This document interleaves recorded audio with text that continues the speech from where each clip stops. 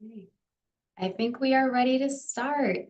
Good afternoon, everyone, and thank you for joining our first event that Boston IVF is hosting for the week of National Infertility Awareness Week. My name is Stephanie Rodrigues. I am one of the social workers here in the Wellness Center at Boston IVF. I am a licensed social worker in LICSW in the state of Maine, Massachusetts, and New Hampshire. I've been a licensed social worker since 2014. I've worked in a variety of settings, including fertility clinics, surrogacy agencies, hospital settings. I've done community work, but here now in my role as a social worker at Boston IVF, I work specifically with patients for either individual therapy or couples counseling. And I also do monthly support groups that are co-facilitated by myself and my colleague, Dylan Everett. These are support groups that are open to Boston IVF patients. And if there is ever any interest in learning more about what our 2025 schedule looks like, you can always find it on the Boston IVF website. Also within our role here, I do psychoeducational consultation for third-party patients. So that means anyone that is using donor sperm, donor eggs, or donor embryos to grow their family. Today, we're going to be talking about stress and fertility, and then we'll be opening it up for some questions. Just to sort of preface, again, as a social worker, I am not a medical professional. And so any medical questions that you may have should be directed to your nursing team and your doctor of record. But once we get started with the Q&A section, of course, you are welcome to put in any question that you're thinking of. If it is a question that I can answer, I will. And if it is a question that I can't answer, I won't, and I can sort of let you know who to best direct that question to. So to start on our topic, stress and fertility.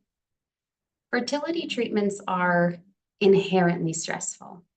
There are a lot of factors at play, including attending medical appointments, medications, managing hormones, changes to your body, changes to your mood, changes to your relationship with your partner, or maybe changes in your relationships with your friends or family, the feeling of pressure, financial stresses, taking time off of work, and of course, the big question that many people ask is this going to work?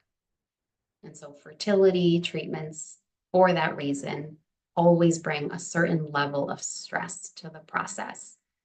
That is normal, and that is really, really common. Something that's important to know is that stress is not an emotion. It is not the same experience like when we are feeling sad or happy or excited. Stress is a physical response. It's a physical reaction. It is an automatic response of our nervous system when it perceives danger or a threat. When we perceive danger or when we perceive something as threatening, this triggers that fight or flight response. And so then your body begins to produce adrenaline, cortisol, and norepinephrine. And that's sometimes when you start to feel your heart rate increasing, your senses getting heightened, and maybe your breath getting a little more shallow. Your brain thinks that maybe you can do something to protect yourself, which is why it triggers these responses to prepare you for either that fight or flight response. Your brain can't tell the difference between fear of a negative pregnancy test or an unsuccessful transfer versus the fear of being attacked by a predator, like a bear or a tiger. And so that's why it's important to learn ways of managing stress. While stress alone doesn't cause infertility, it is a factor that impacts overall well-being, and it may impact the ability to conceive. Again, which is why it's really important to find ways to help manage your stress while you're going through treatment. The goal of stress management is to minimize stress, but not to completely eliminate it. Because again, stress is sort of inherently part of fertility treatment. And I think sometimes it can sort of set yourself up if the goal is to never feel stress at all. And so really, I like to think of managing stress with the goal of lessening it or minimizing it or just managing it better when it inevitably arises. The first part of stress management is to recognize stress and recognizing stress as that physical response. So recognizing when your breathing is not controlled or when your heart rate is increasing, or maybe other signs of stress include the inability to sit still or to focus. These are physical signs that most people experience when they are stressed. One of the best ways to help manage stress and those physical responses is finding ways to make your body safe and to feel safe. Something that can be really helpful is journaling. So that includes writing down what physical signs you're experiencing. Shallow breathing, the increased heart rate, potentially shakiness, potentially brain fog, inability to focus. It can be really helpful to build sort of that recognition of those physical signs. So writing it down and rereading it is also really helpful. Get into your body. So what that means is sort of getting more attuned and aligned with what your body is experiencing. It can be really helpful to go through your 5 senses. What can you see? What can you hear? What can you smell? And what can you taste? What can you touch? All of those things, engaging those 5 senses, can help make your body feel safe. Another stress management technique is controlling your breathing. Deep, slow, and measured breaths can help with some of those physical symptoms of stress. A really common breathing technique is breathing in through your nose for 4 seconds, holding for 7,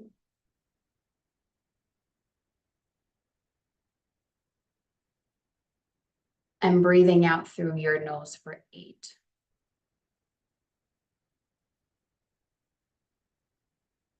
And you can repeat that as many times as you need until you recognize that your breathing has slowed down and become more controlled. Other ways to help manage stress can be moving your body. Things like practicing yoga or brisk walks or dancing.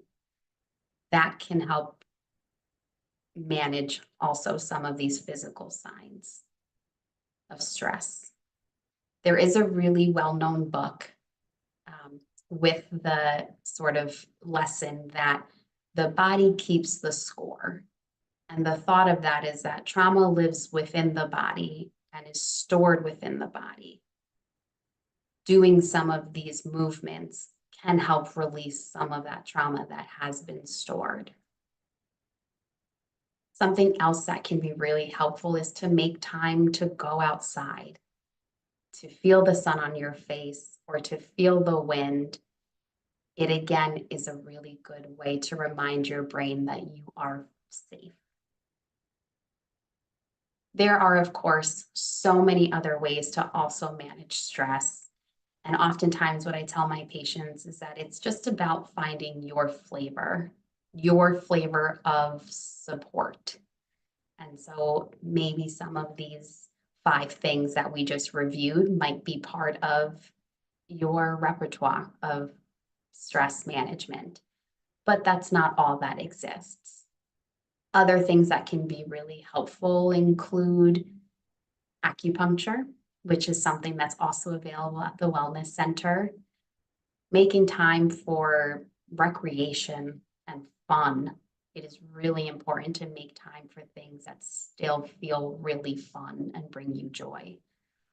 It can be either for yourself or as a couple. It can be either for yourself or for your friend group and your family. Finding something to do that is outside of what is demanded of you while in treatment. Support groups can be a really incredible way to build community and connect with other people. Oftentimes, what I hear from a lot of patients is the feeling of isolation through this process, or feeling like it's really hard to find someone that you can have an honest conversation about when it comes to IVF and how challenging it is and managing all of the ups and downs. Finding a good support group where you feel connected and heard and seen by other people who have also been in this experience or are going through it with you can definitely make you feel less alone and part of a community. Individual or couples counseling is also really important and something that I am, of course, a strong advocate for. I think it's just really helpful to have some dedicated time and space to cognitively process some of the experience that has either led you to IVF or while in treatment or even thereafter. Again, the goal of stress management is to minimize and not eliminate stress completely, only because I don't know if that is really a realistic goal. But to minimize it and lessen it is certainly doable. And you need to just find what fits your needs the best. It is definitely not a one-size-fits-all approach. Some questions that I can answer that we received ahead of time that I'll start with. I'll go through some of these questions, but then I'm going to sort of open the floor to the rest of you. One of the questions I received is, how do I better cope with the ups and downs of treatment? To start, I think you create your own personalized menu of coping strategies that resonate with you, that you enjoy engaging with. I think having something kind of pre-written and reminding you of the different things that you can do can be really helpful, especially in a moment of stress where it might be hard to think of these things on your own. And so on your menu, you can have things like calling a trusted friend or joining a support group or reaching out to someone within a support group that you've made a connection with, going for a walk, yoga, listening to music, taking yourself out to dinner, journaling, planning a night out, or, scheduling a session with your therapist. Those can also be great things to put on your menu to choose from when you're feeling like you're dealing with a really big up or a really big down.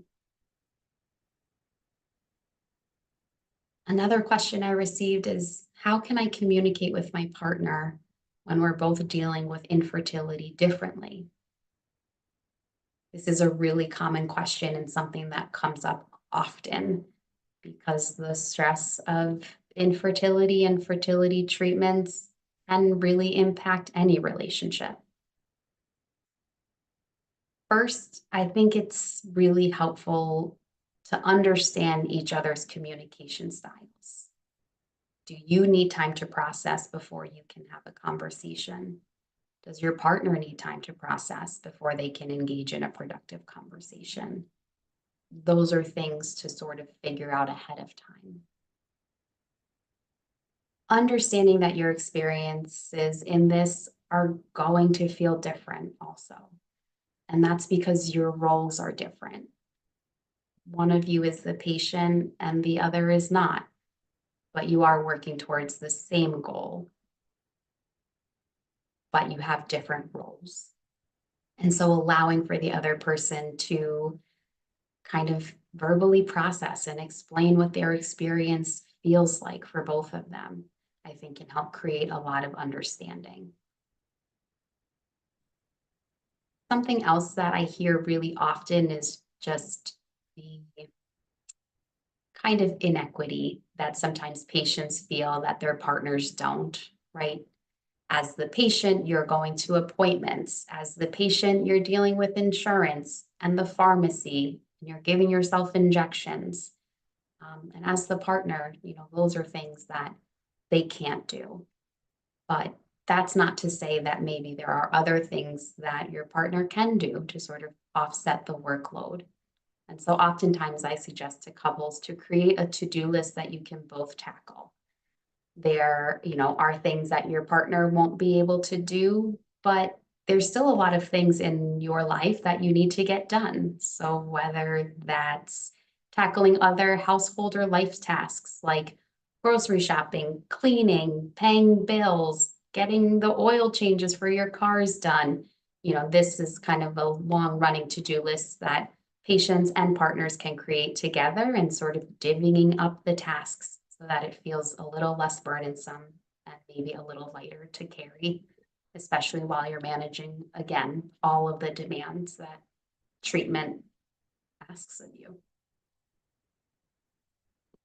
Now, let me see. I'm going to open up some other questions that I've been getting. Give me a minute as I read through them.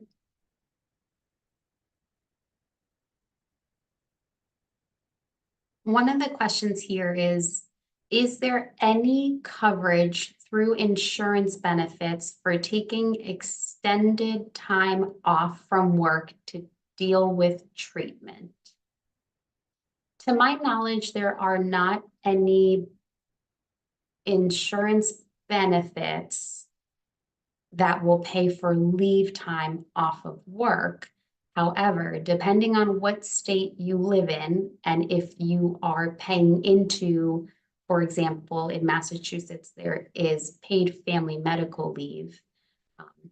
In Massachusetts, you can apply for paid family medical leave for fertility treatments. That is a state program that if you're paying into it, you are entitled to use. That is something that you can look into if you're looking to get some time off of work to go to appointments or just to give yourself kind of less to think about and worry about as you're in active treatment. So in Massachusetts, that's PFMLA. In other states like New Hampshire or Maine or Rhode Island, I don't necessarily know what those states allow for, but you can certainly ask your HR. The next question is, what can I do if fertility challenges are impacting my self-esteem or sense of identity? That is a great question that definitely comes up. And this is a big question to unpack right here. What I would suggest is that you could sort of seek out your own individual therapy and support to learn more about what is your self-esteem looking like now and what did it look like before this process. Same with sense of identity. I think it is really common for fertility challenges to impact self-esteem. Oftentimes what a lot of patients report is feeling of blame or struggling with feelings of worthlessness. And so that is all really common. But again, I think with the support of a therapist, sometimes unpacking that can be really beneficial. And so there is not really like a quick fix. But just knowing that what you are experiencing is really common.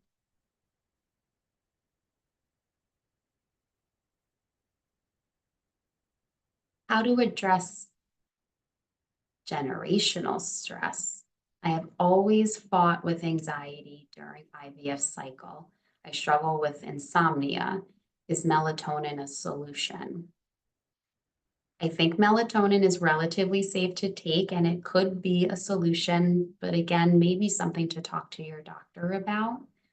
If you're finding that stress is really impacting kind of basic needs like sleep and appetite and functioning, that may necessitate a bigger conversation with your doctor about potentially medication that might be more impactful than just melatonin alone. Talk therapy is also suggested and recommended, but moving your body too can also be really helpful to move around some of that stored anxiety or trauma. And so taking a brisk walk when you're coming home from work, or maybe doing some meditation or journaling before bed can potentially help maybe offload some of that that's causing the insomnia.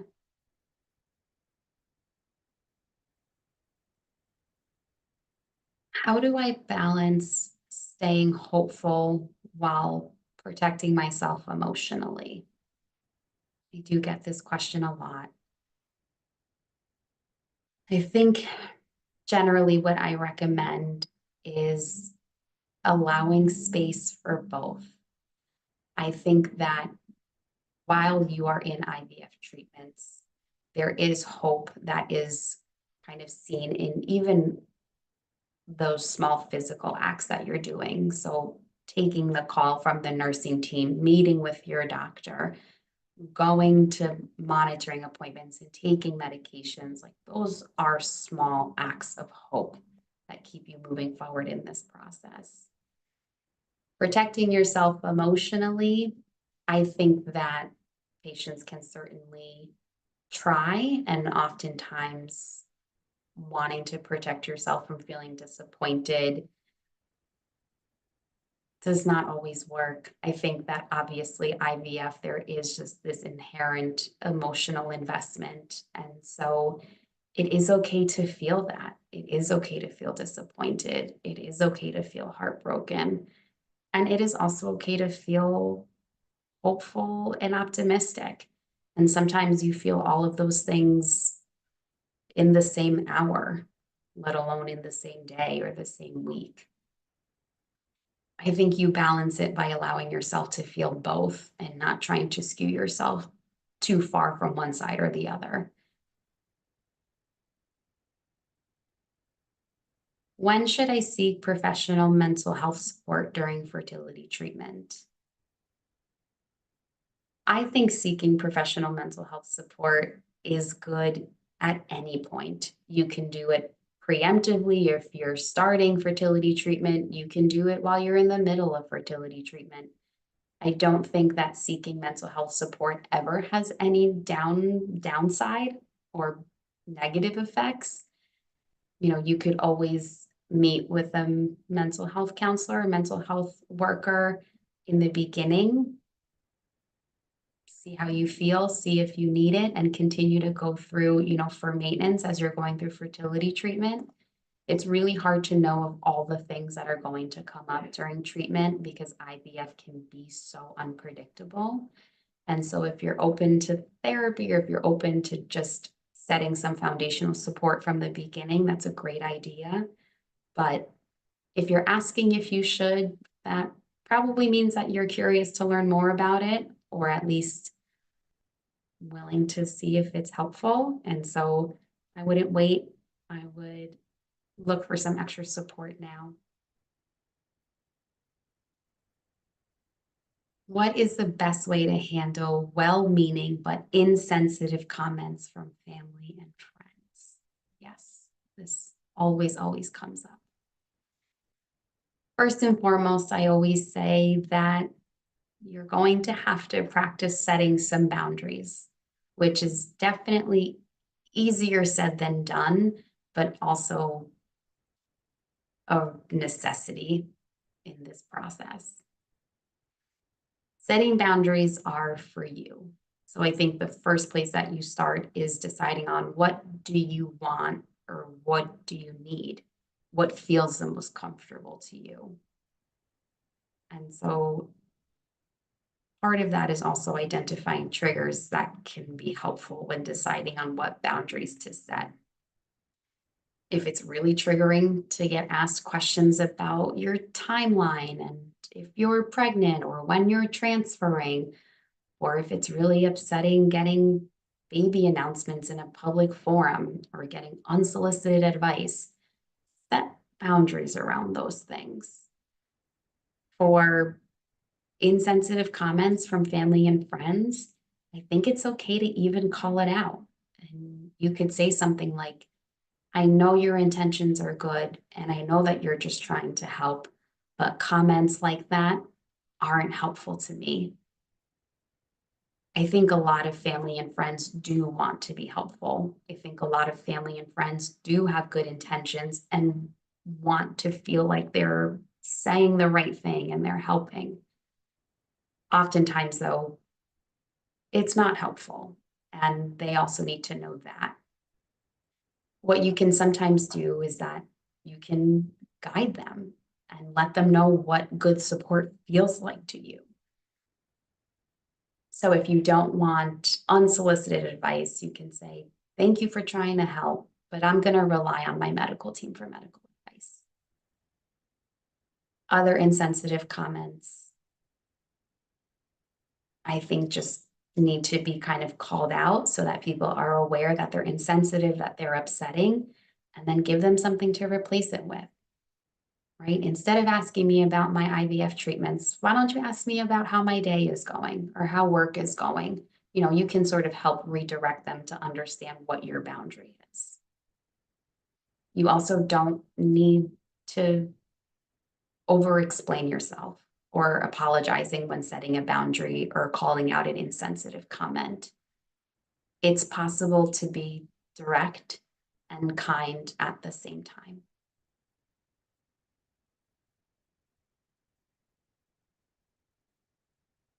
How do I explain to others that just relaxing won't solve my fertility issues? I mean, I think that sounds pretty good right there, right? If someone says, just relax, it'll happen when you relax. I think it's fair to say that comment doesn't help me. It makes me feel like my feelings are invalid, or maybe it makes me feel like you're minimizing what my struggles are or what my fertility issues are. We know that people present to IVF for a lot of different reasons. Maybe it's unexplained infertility, maybe it's secondary infertility, maybe it's infertility due to a cancer history. There's lots and lots of different reasons why people come to seek treatment. And so to assume that it's because you're not relaxed enough is really invalidating to your experience. And I think that that's fair to say to someone directly and kindly. Oftentimes, when you tell someone to just relax, it really does the opposite. I think it's okay to even say that.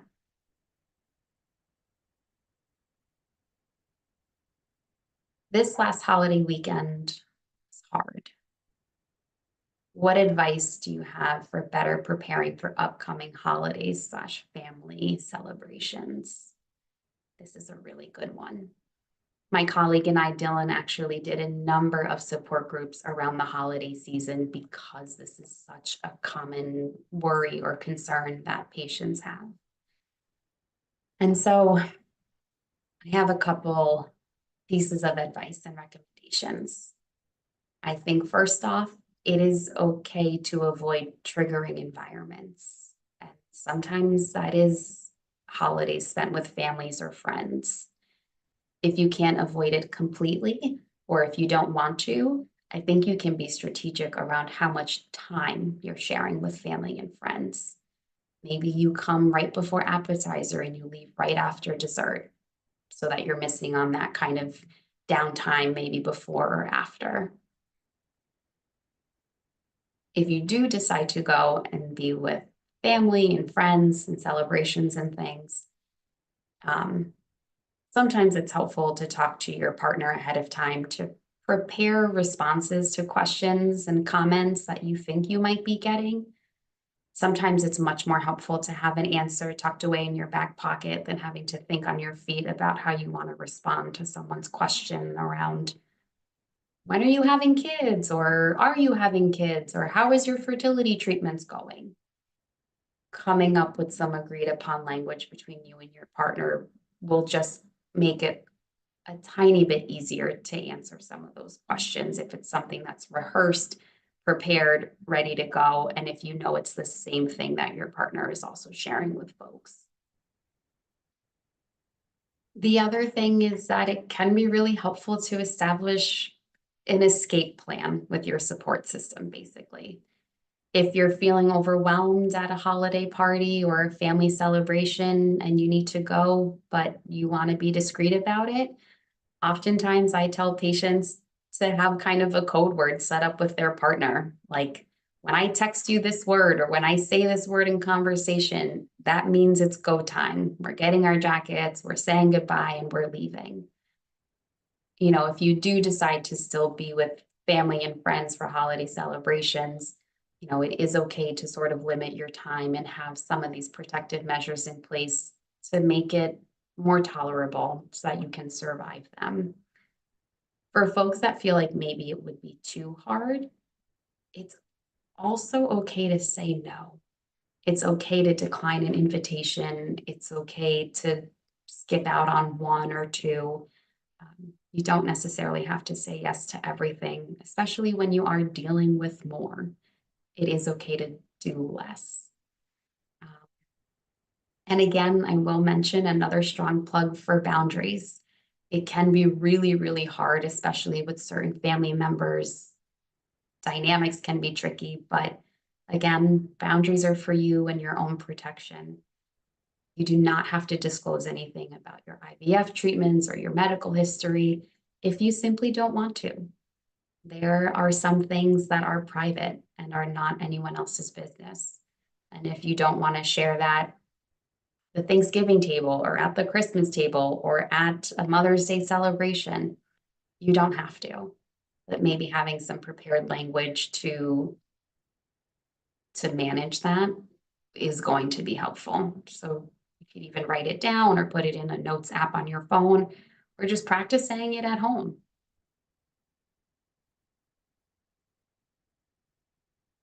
Oh, what's your advice regarding coping with constant pregnancy announcements on social media? Yeah, that's a really hard one.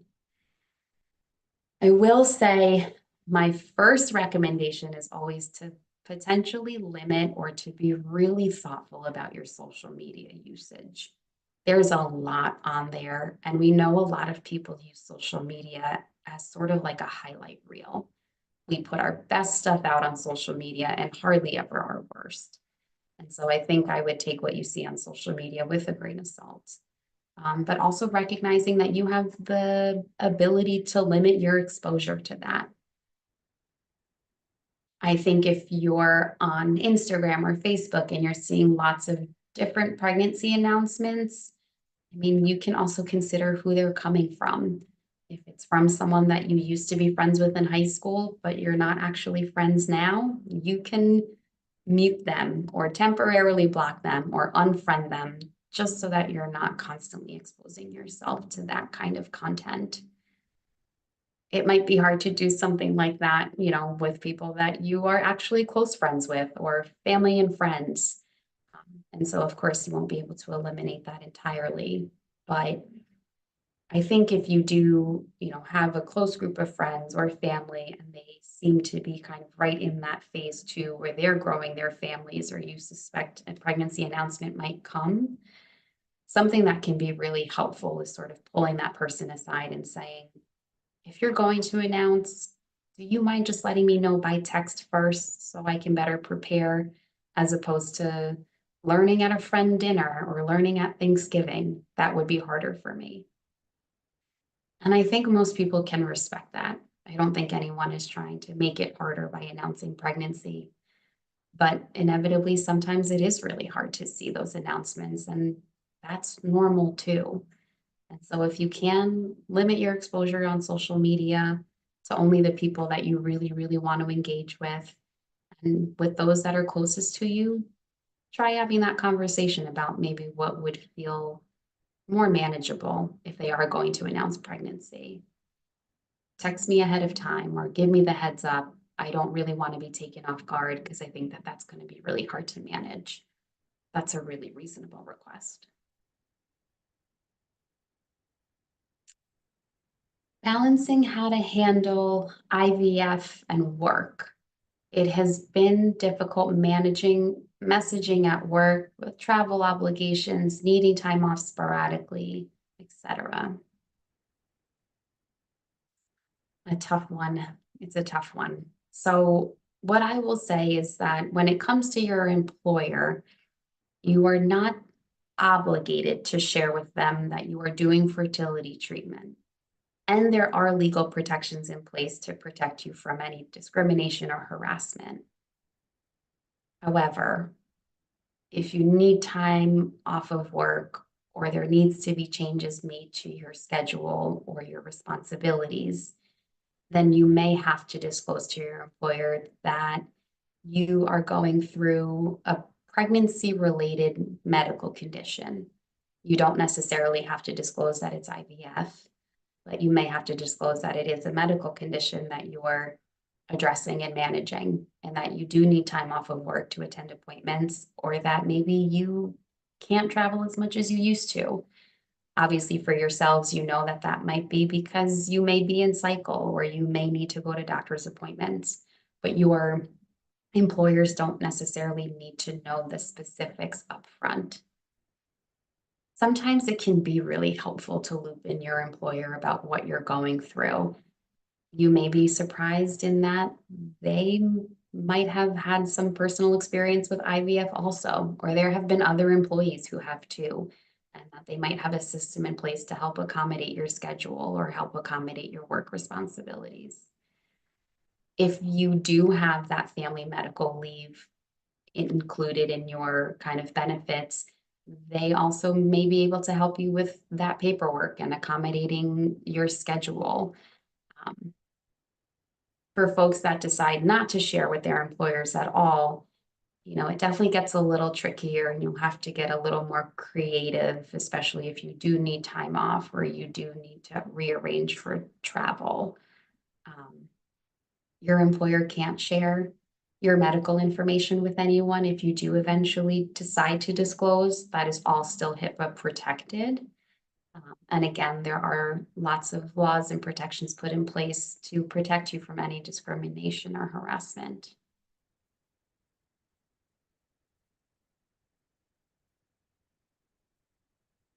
I have not shared my fertility struggles with many people. How can I address comments from family, friends, and coworkers like, is it your choice to not have children?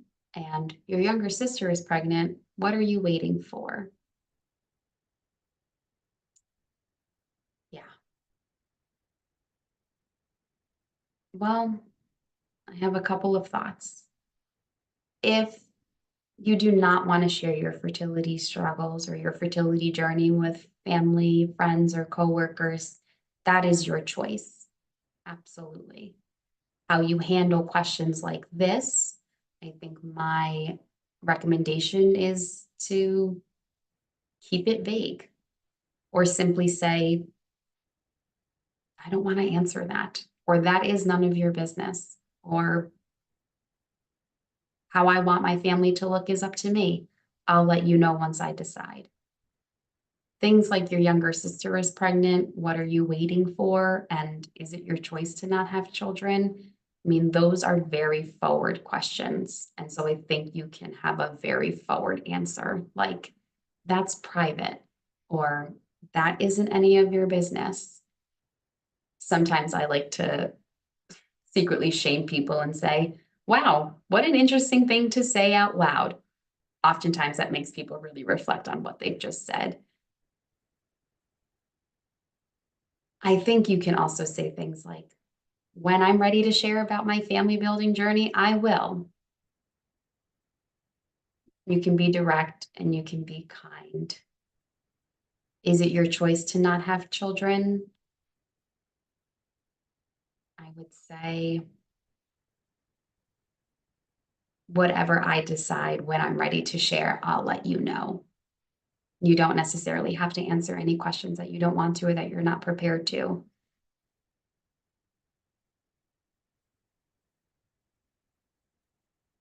How do I support my partner who is taking on the bulk of the physical aspects of our fertility treatment? I think the first thing is just recognizing that they are taking on the bulk of the physical aspects of the fertility treatment and recognizing that your experiences are going to be really different. And so maybe thinking of more creative ways to offset some other responsibilities. You know, when you're in IVF treatment, you know, the world is still turning. And so your bills still need to be paid and your home still needs to be taken care of and gifts still need to be purchased for parents and friends and nieces and nephews and things like that. And so finding other ways to maybe offset some of the other household or life tasks can be really helpful. If you want to take on doing the dishes or preparing what we're eating for dinner or cooking dinner or managing the grocery shopping, those are all really helpful ways just to take things off of your partner's to-do list that just inevitably gets longer and longer and longer when you're in fertility treatment. Or maybe even asking your partner, is there anything that I can do to help offset some of the work that you're doing? Things that can help sort of the physical aspects, maybe encouraging your partner to get a massage or do acupuncture or engage in kind of other self-care tasks may be helpful. The physical aspects are really difficult. The hormonal changes, the mood swings, and sometimes that's stuff that you can't really change. That is just kind of part of the process. I think the other thing I like to inform partners about is just your understanding of what your partner is going through. And so maybe sometimes that's kind of increasing your own patience, or finding ways to make them feel special, taking them out to dinner, doing a date night, offering to rub their feet, offering to watch their favorite show, even if it's not yours. I think those are kind of small things to do to show that you're being supportive and also that you want to help in any way that you can.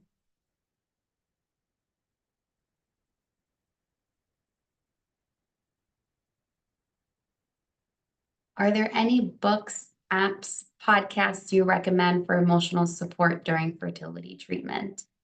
Yes, there are tons. I have a list here that I was getting ready to share with you all because I was hoping this question would come up. So there's many books for managing IVF journey. One of my favorites is The Trying Game. It's called The Trying Game. Get through fertility treatment and get pregnant without losing your mind. That is by Amy Klein. Another one is IVF, a detailed guide.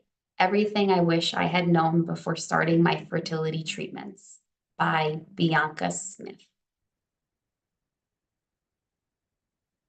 The other one is My Fertility Book, all the fertility and infertility explanations you will ever need from A to Z. And that is by Sheila Lamb. Those are some great books to get started on.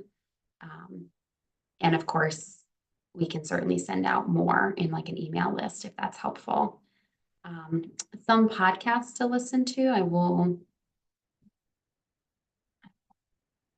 pull those up momentarily. Let me just pull them up here and we can share them with you.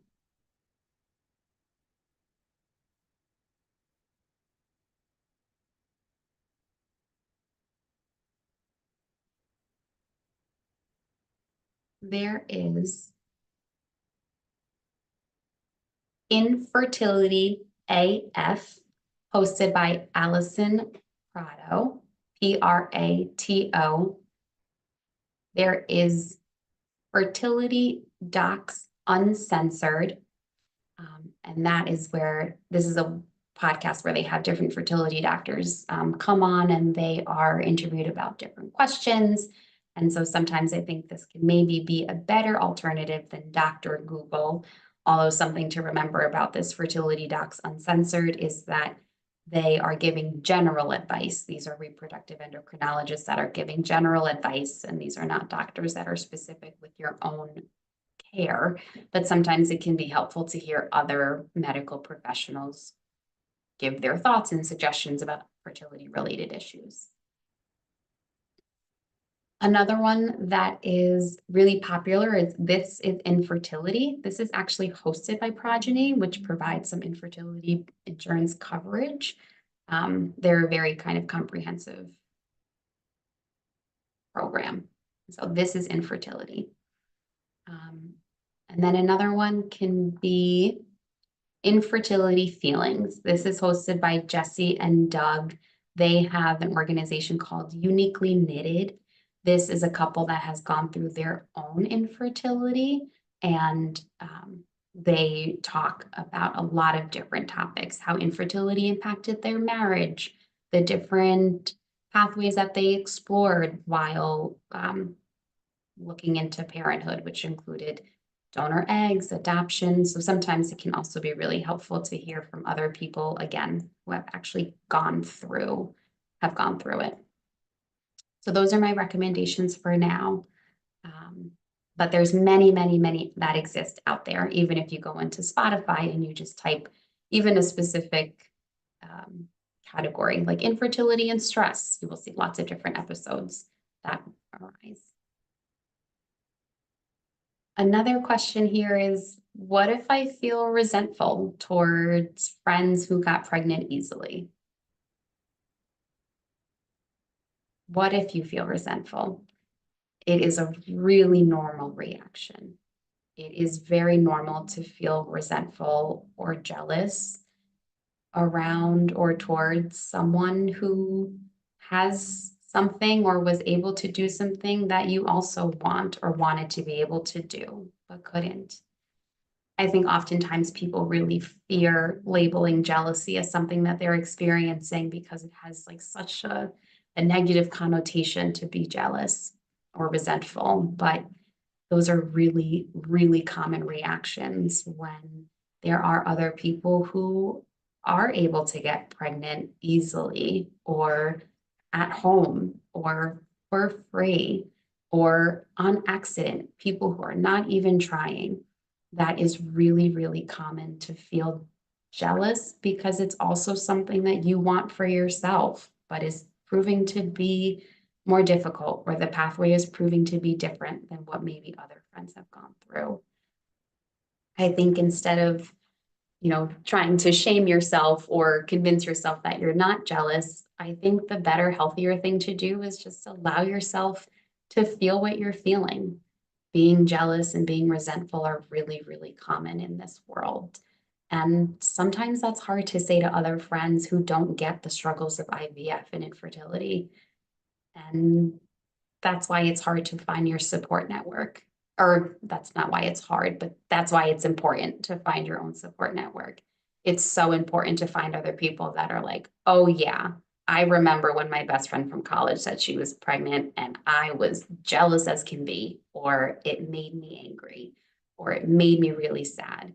It's okay to find people, and you will find people that share these really unique feelings that IVF brings up. Jealousy is not bad. You're not saying that you don't want that friend to not get pregnant, that you only want it for yourself. It's that you want the same thing that they have, and you're unsure of if or when that's going to happen for you. Jealousy is part of the program, and it can also be something really helpful to talk to a therapist about, or other people that also know what it feels like to be jealous in this process. How can I better advocate for myself during treatment? It's a great question. I think it's really important. Advocacy can come in a lot of different forms. I think it's helpful to be really prepared in your appointments with your medical team and your doctor. And so writing down questions ahead of time so that you have them all there in a list ready to fire off when you have them in front of you or on the phone can be helpful. I think it also sort of depends on what you're advocating for. You know, there are some things that can be done and can be different. There are some things that there is not a whole lot of room to change. But speaking up, talking to your doctor and asking them, are there different approaches we can take? What if we tried this? What do you think about that? I think asking questions is a great way to advocate for yourself while also knowing that, you know, there may be things that can be changed or done differently, and also recognizing that maybe some things cannot be changed or done differently. What maybe is also helpful to know is that we actually do have a patient advocate on site here at Boston IVF, and they can be a really great resource too if you're feeling like you just need some more guidance during treatment. What are some coping strategies during the 2-week wait? Yes, I know, the 2-week wait. I hear about this a lot. First, I think it's important to not try to set the goal of not feeling anxious at all, right? That is unfair to do to yourself. It is going to be a little anxiety provoking. Of course, you're feeling anxious. You want to know what the result is. I think what I would suggest often for folks is to not take a pregnancy test at home. Sometimes that can give you a false read and can be a little more emotionally complicated. So I would wait for your actual beta. In that 2-week time frame, I would just plan things that feel like make the time go faster.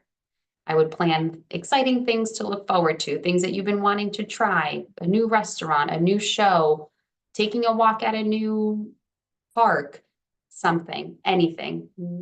Distraction can be really, really helpful. And so if you create fun plans during the week where it's a welcome distraction and it makes the time go quicker, that is the best thing I can recommend. I would stay off of Google. I would stay off of Reddit. Reddit is not your friend, and oftentimes does not actually make anyone feel any better. So don't try to kind of find your own medical advice on your own, right? You have a doctor for a reason. You have a medical team for a reason. They can help answer any questions. But while you're waiting, just try to make that waiting period as fun as possible. Distraction is your friend.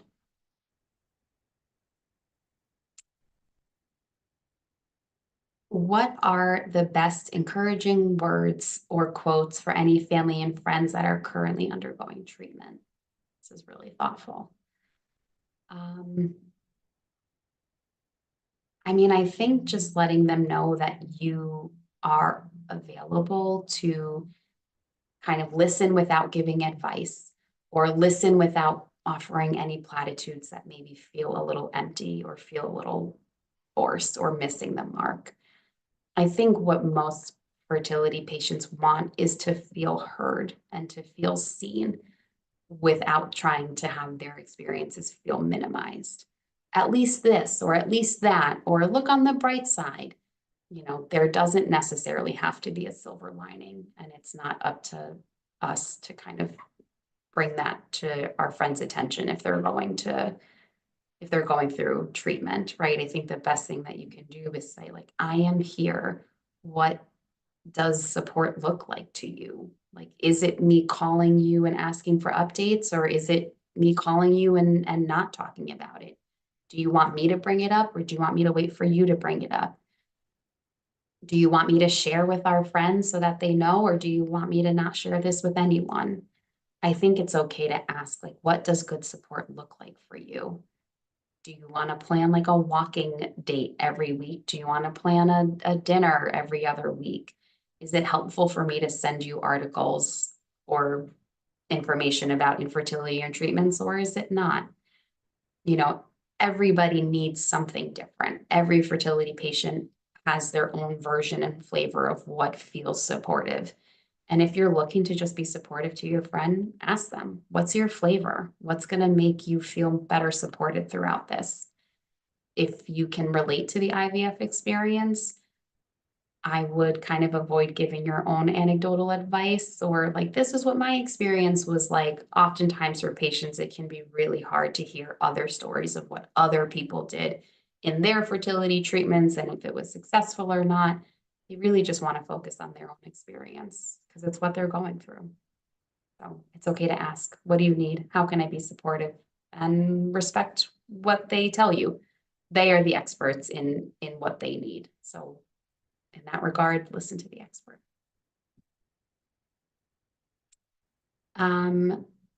Someone said, how can we find the patient advocate? Where at Boston IVF? So the patient advocate is here in-house. Oftentimes you can just ask your team to speak with Christy Simone is her name. Or if you call the Boston IVF Maine number, you can be connected to her. She is here for an extra layer of support and has been wonderful in working with other patients in the past. Okay. I think that is it for our time here together. We are just about 3 minutes shy of 1 p.m. Are there any other last minute thoughts, questions, concerns, things that would be helpful to talk about? Okay. All right. I think we have one more question. What kind of therapy do you recommend besides cognitive behavioral therapy? I think psychotherapy, traditional talk therapy can be really helpful. You know, in a lot of ways, undergoing IVF treatment can be traumatic. What we know is that trauma often brings up trauma. And so what comes up during your IVF treatments is not always necessarily related to just IVF, but potentially other triggers that have formed through past experiences in childhood or young adulthood. Understanding some of that can better help you understand why you're responding or reacting the way that you are to IVF treatment. So cognitive behavioral therapy and traditional psychotherapy would be my top 2 recommendations. All right. Thank you all for joining. It was such a pleasure to be here with you all. As a reminder, if you are Boston IVF patients, myself and Dylan Everett are available for ongoing individual or couples counseling. We also host the monthly support groups. These are all things that are offered through the Wellness Center. You can get information on the support groups on the Boston IVF website. The number to the Wellness Center is 781-434-6578. We are here. Please let us know how we can be helpful. And thank you again. Have a great rest.